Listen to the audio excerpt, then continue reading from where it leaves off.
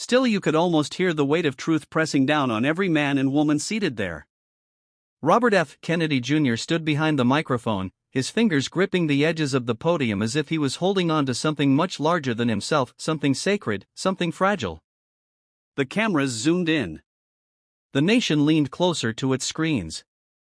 "Ladies and gentlemen," he said, his voice steady but thick with conviction, "we are missing $900 million, and I can tell you where it went." Gasps. Murmurs. The sound of paper shuffling and hearts pounding filled the hall. It had begun quietly, months earlier.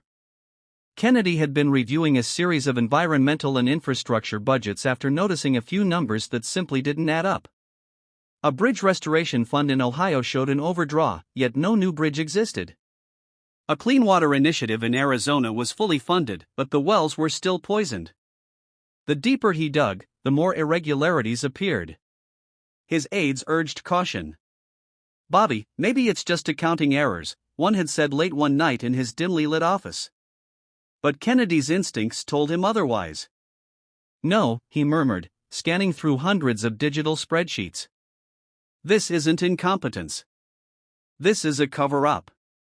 Over the next several weeks, Kennedy and his small team, composed of a brilliant young data analyst named Maria, a seasoned auditor named Greg, and a former ethics lawyer named Shannon, worked in secrecy. They combed through thousands of transactions, tracing the flow of federal funds like detectives following a trail of footprints through snow. Maria found the first real clue: a shell contractor in Delaware receiving multiple payments for consulting services. Kennedy narrowed his eyes. Consulting for what? Greg cross-referenced the payments and discovered that the contractor was connected to a lobbying group, one tied directly to a powerful senator known for his green initiatives but notorious for his backroom deals.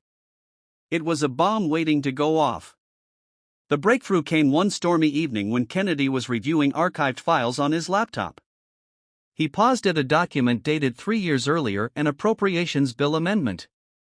The clause seemed harmless at first glance, but buried inside the fine print was a diversion mechanism that allowed funds to be temporarily reallocated to third-party partners for strategic environmental partnerships.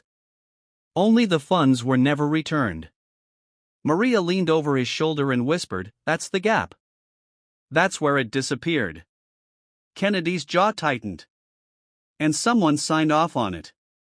He scrolled to the digital signature at the bottom of the authorization page.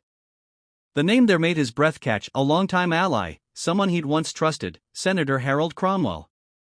The next few days were a whirlwind of moral tension. Kennedy faced immense pressure from both sides of the political aisle to let